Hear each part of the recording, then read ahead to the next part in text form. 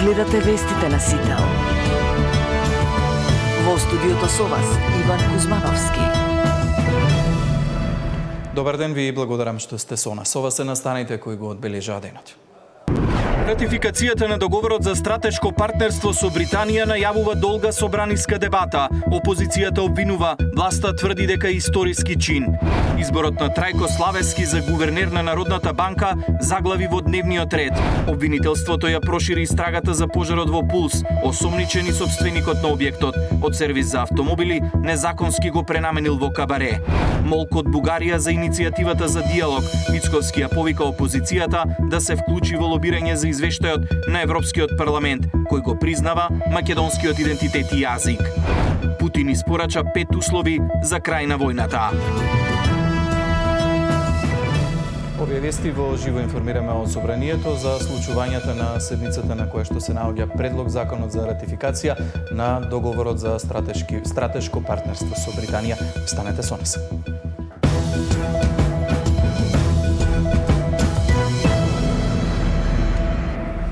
Да, ратификацијата на договорот за стратешко партнерство е на дневниот ред на денешната седница во Собранието, но досегашните случувања најавуваат долга дебата. Седницата ја следи колешката Ивана Соколович Најдове, имаме во живо од Собранието. Ивана, што се случува таму? Да, Иван, долга седница, впрочем, два пати пратениците се обидуваат да започне дебатата со они обвинување на опозицијата уште и при донесувањето и гласањето за самиот дневен ред на кој што се најде и оваа точка, односно гласање за ратификацијата на договорот за стратешко партнерство меѓу двете влади на Македонија и Обединетото кралство. Опозицијата веднаш обвини дека ова е невиден на преседан што се случува во парламентот, откако овој предлог закон за ратификација го помина еден дел од филтрите во матичните комисии, дека тој е практично ништовен и не може да се одлучува по него на пленарна седница, со обвинувања дека различни биле толкувањата на самиот договор, имено обвинувајќи дека ако Македонија го представува како договор ова стратешко партнерство, во англиската верзија стоело дека тоа е спогодба. Обвинуваат дека со ваквите забелешки, лоша превод и на функциите, овој договор е ништовен. Да ја погледнеме овој делот, оваа атмосфера од седницата. Ако ја видиме англиската верзија, каде што е подпишан договорот, ова е ништовен документ. Зошто е ништовен документ? Затоа што вика го подпишал Vice President of the Republic of North Macedonia. Значи, ние како држава немаме подпредседател на Република Северна Македонија. Таква функција последен беше Љупшо Георгиевски. Замина. А во македонската верзија стои дека подпишал заменик председател на владата на Република Северна Македонија. Ако е вака, тогаш нема апсолутно важност ваков еден договор или спогодба, како сакате наречете го. Ивана, има ли некаков одговор или објаснување од страна на владата во однос на овие обвинувања од страна на координаторот на претеничката група на СДСМ? Така, по ова едночасовна пауза која побара Собранието да ги поправи сите овие недоследности или барем да даде одговори, седницата продолжи со истите обвинувања, но сега опозицијата доби и објаснување од страна на заменикот министер за надворешни работи Димитриевски, односно дека станувало збор за техничка грешка која што може да биде исправена. Еве го е неговиот одговор. Кога се подпишуваат меѓународни договори, се подпишуваат повеќе примероци во смисла на тоа англиска оригинална верзија, македонска оригинална верзија и преводи на двете верзии. Во случајов, според мене, она што успеав да го забележам од подписот, е настаната техничка грешка во делот на англиската верзија, не и во македонската, која што има соодветен превод и на англиски, туку во англиската. Овие прашања се разрешуваат на тој начин што се дава, фактички се разменуваат ноти и се поправа таа техничка грешка, инаку јасно е дека во име на владата на Република Северна Македонија го има подпишано вице-премиерот, односно Така, ова беше објаснувањето од страна на владата, но и покрај обвинувањето од страна на опозицијата, владеачкото мнозинство вели дека овој договор е историски чин за нашата држава, велат дека со инвестициите во повеќе области граѓаните ќе ги почувствуваат бенефитите кои што ќе им бидат пружани, имено најавувајќи бројни инфраструктурни инвестиции, меѓутоа и инвестиции во здравството, транспортот, енергетиката и дигитализацијата. Велат дека ја повикуваат опозицијата да биде конструктивна, велејќи дека сега е време да се качат, како што рекоа, на возот кој што е тргнат или да останат на станицата да го пропуштат практично овој воз. Еве изјавата и на координаторот на партеничката група на ВМРО ДПМН Мицевски. Овој договор на Македонија ќе овозможи стратешка позиционираност во регионот, развој на инфраструктурата, здравството, енергетиката, науката, зацврстување на институциите. Македонија ќе може да ја направи железницата долж коридорот 10 во 2 железнички линии, од која едната ќе биде брза железница за возови над 160 км/ч, а другата линија за товарен транспорт.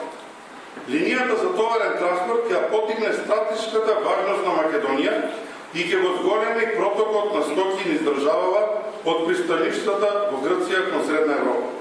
Само по основ на транзит, очекувано е државата секоја година да инкасира по 100 до 120 милиони евра. Ивана, денеска брифинг со медиумите имаше и председателот на Собранието Африм Гаши. Како тој гледа на сите овие случувања и конкретно на договорот за стратешко партнерство? Така, Иван, денеска брифинг попладнево практично имаше и првиот човек на македонскиот парламент Гачи, кој што образложувајќи што се е направено за една година откако тој стапи на функцијата, го спомена токму и денешното гласање за овој закон за стратешко партнерство меѓу двете влади, велејќи дека тоа е уште еден доказ колку мнозинството и власта се посветени во интерес на граѓаните и носење на вакви проекти кои што ќе донесат бенефит за сите. Еве го неговиот став. Денеска и во дневниот ред се усвои и ќе се ратификува договорот со Велика Британија за 6 милиарди евра инвестиции конкретни во инфраструктурни со одредени проекти кои се наведени таму. Мислам дека на повидок е успешна година кој очекуваме дека ќе влијае во животот на сите граѓани. Ивана, сето ова што го слушнавме најавува очекувања за долга дебата денеска во Собранието. Какви се најавите таму?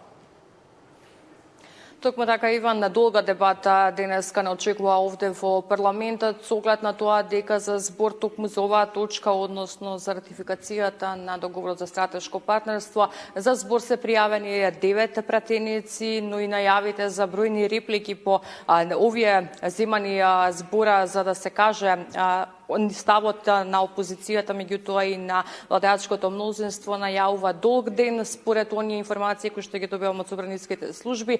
Она што е јасно е дека до крајот на денот треба да биде изгласано, односно да се ратификува овој предлог закон за стратешкото партнерство и најавите се дека тоа би се случило некаде по 20 часот. Како ќе тече расправата, сега ќе следиме во текот и на наредните вести. Ќе ги следиме случувањата, најновите ќе ги имаме во Централниот дневник и ве благодарам за овие информации. Овој договор го доби приматот во Собранието. Изборот на Трајко Славевски за гувернер на Народната банка заглави на Собранискиот дневен ред. Како шеста точка станува неизвестно дали денеска воопшто ќе дојде на ред за гласање. Додека опозицијата се противи на изборот на Силјановска, власта најавува целосна поддршка. Наташа Мерсовска ги има деталите. Предлогот за гувернер на Народната банка заглави во Собранието. Пратениците го сменија дневниот ред, па станува неизвестно дали денеска ќе се случи изборот на шестиот поред гувернер. Универзитетскиот професор Трајко Славевски е името кој го предложи председателката Давкова, а за да биде избран ќе бидат потребни 61 глас од пратениците. Опозицијската СДСМ најави дека жестоко ќе се спротистави, затоа што смета дека партиски човек ќе подкопа независноста на Централната банка. Поддршка нема да добие ни од Алијанса на албанците. Централните банки сега во светот се меѓу најкредибилните институции и според закон и според устав тие институции треба да бидат независни за да се одбегне влијанието, можното влијание на владата, на политичките партии во монетарна политика. Во овој случај ние го имаме спротивното. Значи, сите знаеме дека професор Славевски 30 години назад е политичка личност, партиска личност, имал министерски функции, патенички функции. Владачката ВМРО ДПМН пак го тврди спротивното. Славевски е личност со интегритет, кој ќе зачува независноста на монетарната власт. Она што деновиве проявуваше низ јавноста, а кое што можев да го видам од сите страни, е дека никој не оспори квалификацијата и професионалниот интегритет на господинот Трајко Славевски. Јас сум убеден дека времето ќе ги демонтира СДСМ, затоа што господинот Трајко Славевски се има покажано и докажано во општествениот живот дека е човек кој што знае да се грижи за државните интереси и дека монетарната политика во државата во наредните години ќе биде во сигурни раце. Трајко Славевски е професор на економскиот факултет и актуелен председател на Советот на град Скопје.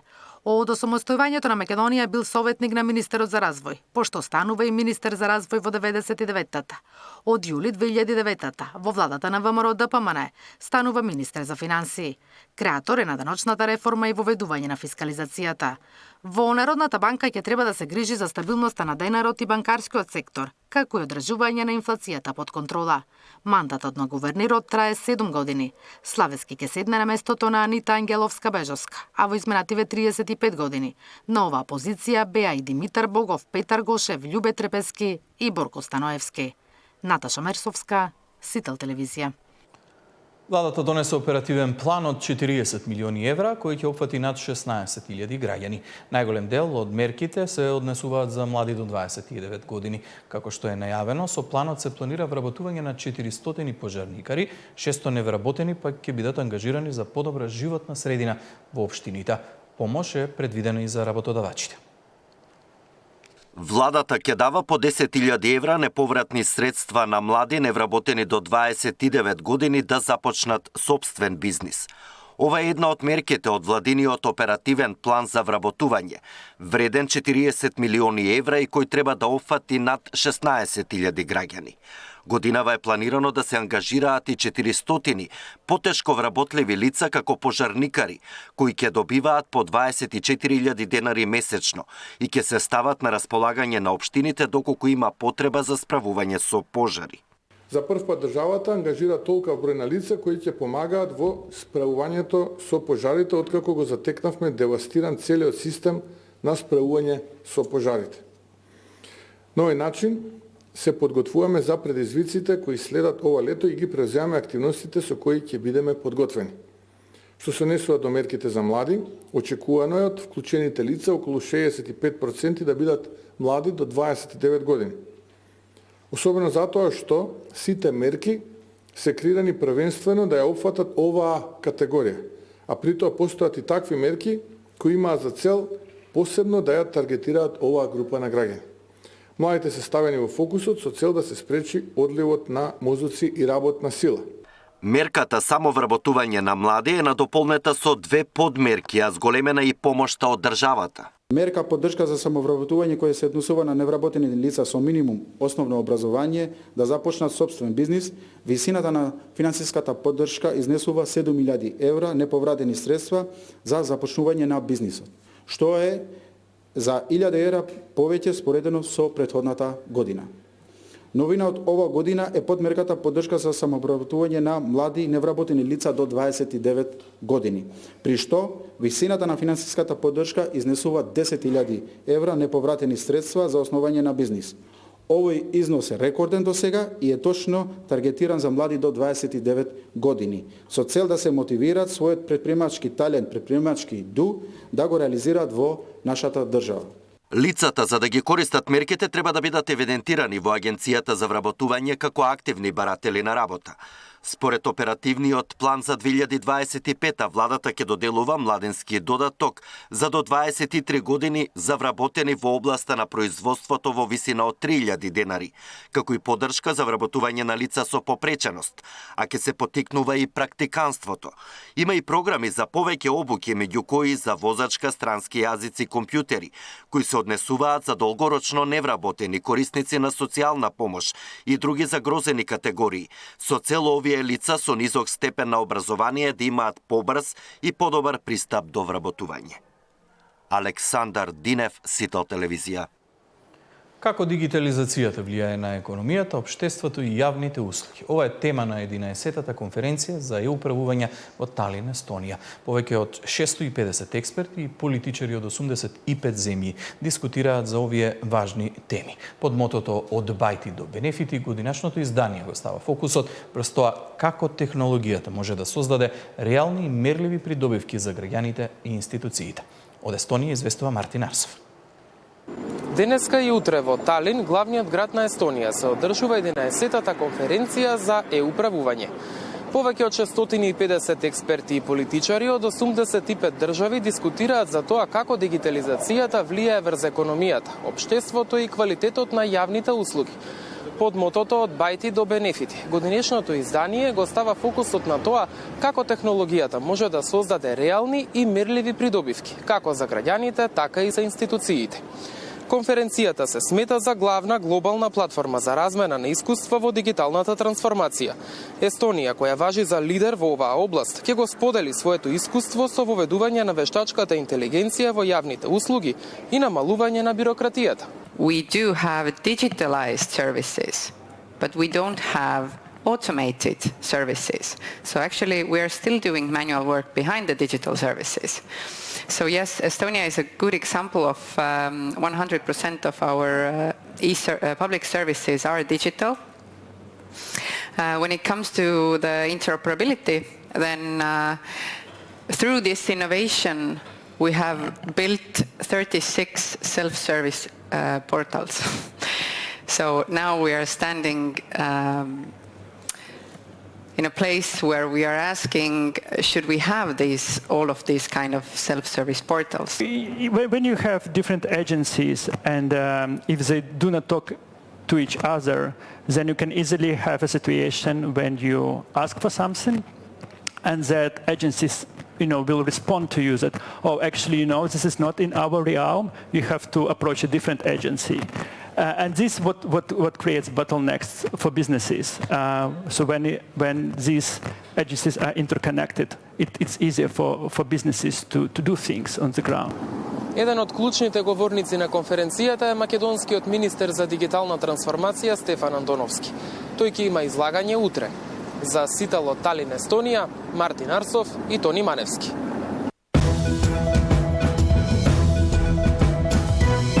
Што можеме да научиме од естонците како лидери во дигиталната трансформација? Докаде е Македонија во воведувањето вештачка интелигенција во јавниот сектор? Што ќе донесат новиот закон за електронски комуникации и првиот закон за сајбер безбедност? Во тема на денот со министерот за дигитална трансформација Стефан Андоновски.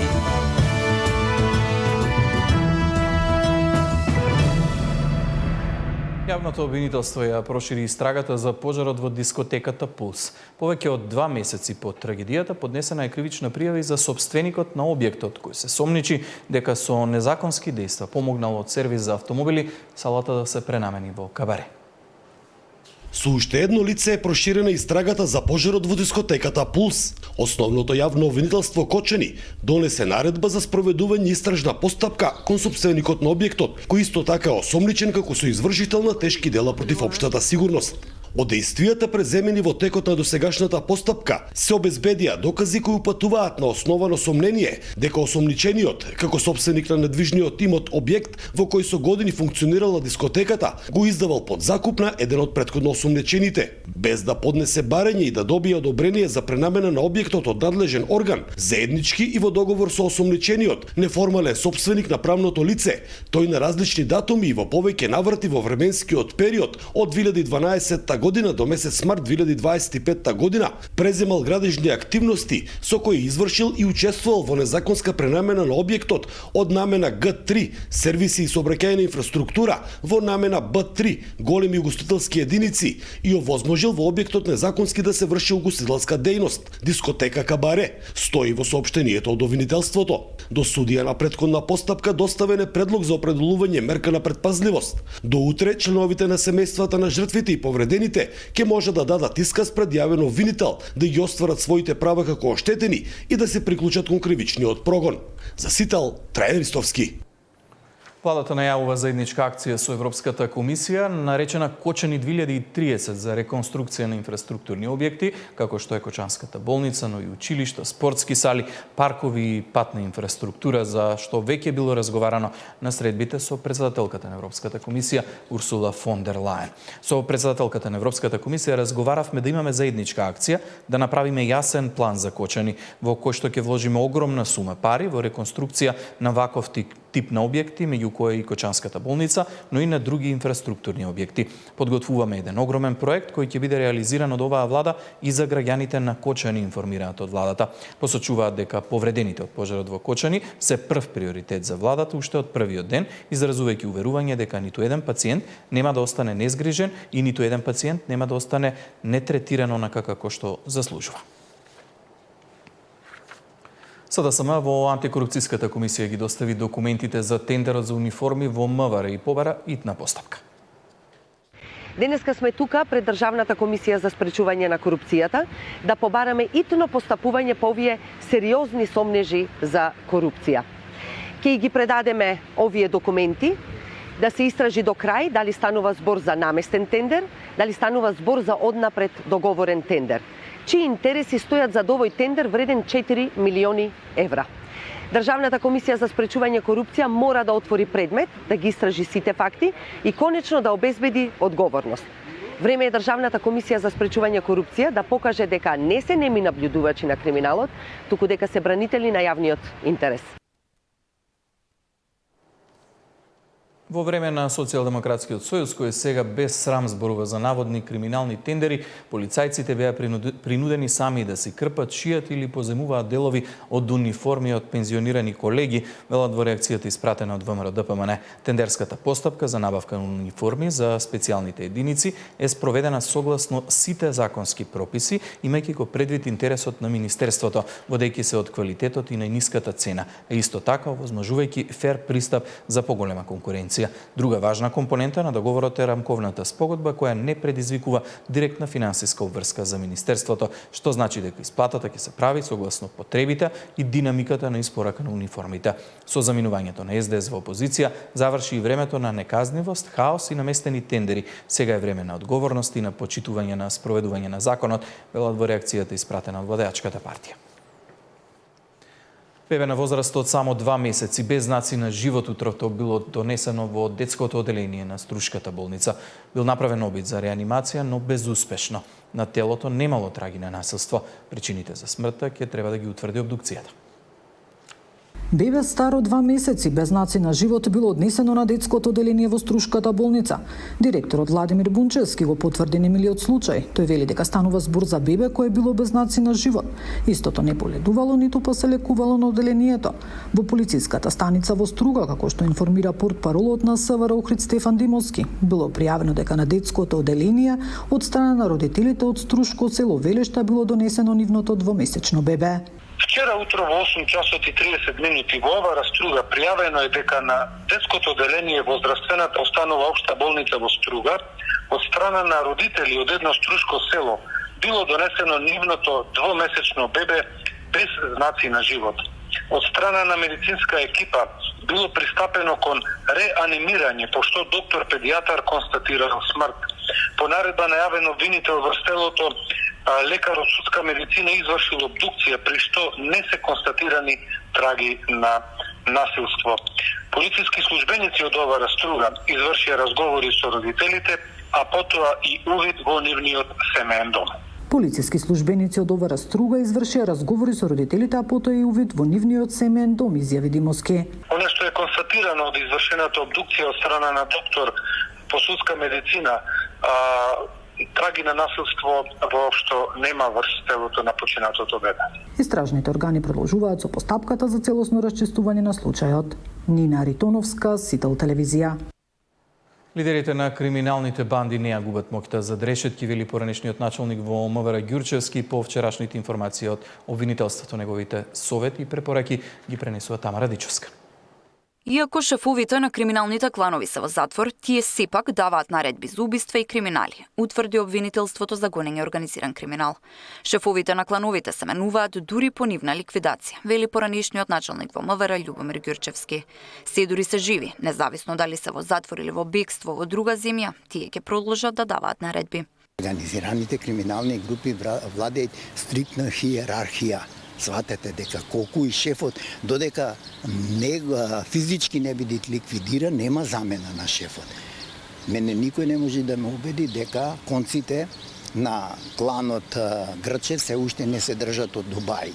Да се исчисти скопското подземје е многу тешко, вели Ѓурчевски. Како еден од можните решенија да се стават под контрола криминалците во затворите и да се постави надворешно обезбедување кое нема да биде подложено на подкуп или влијанија. За справувањето со криминалот по улиците, како можно решение според Ѓурчевски, е враќање на единицата Алфи. Тоа се состојби кои што не може да се решат. Вие кога ќе изгубите контрола долги години не можете да ги решите за краток период. Но добро е што полека Министерството за внатрешни работи ја превземат контролата. Доколку членовите од криминалните банди соработуваат со полицијата или стражните органи, тоа значи дека ќе бидат ликвидирани, вели поранешниот началник во МВР.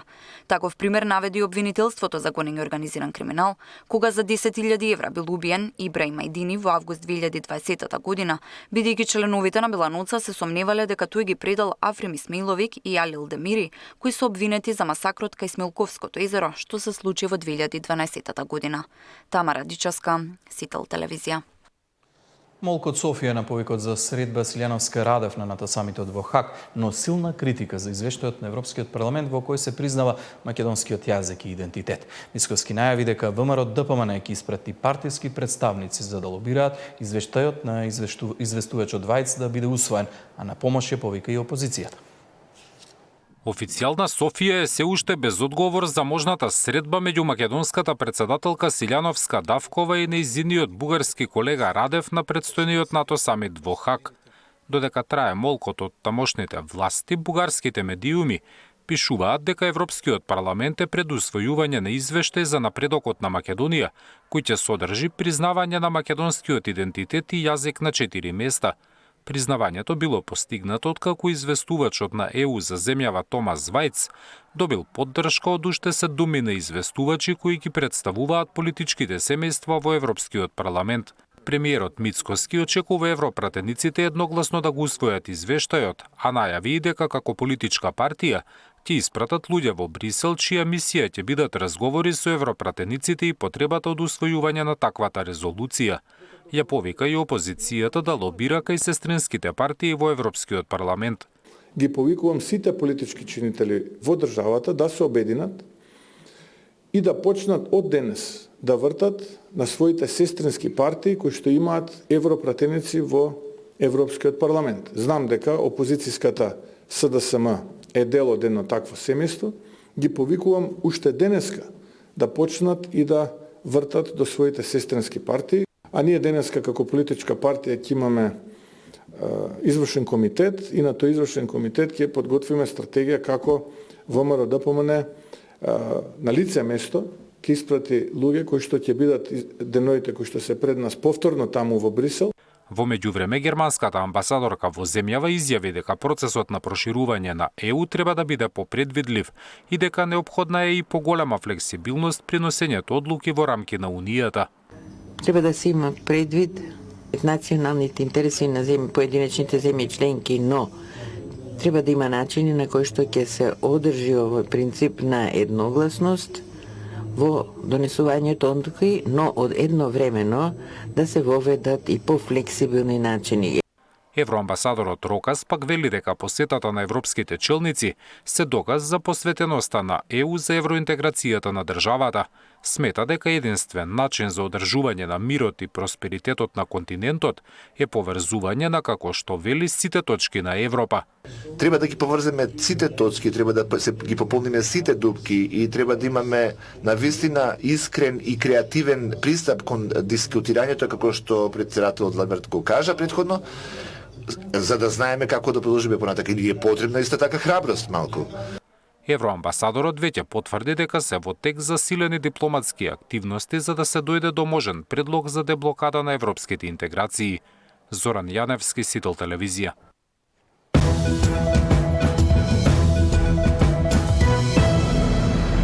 Во продолжение блог вести од светот. Украинскиот председател Володимир Зеленски предложи трилатерална средба со председателите на САД и Русија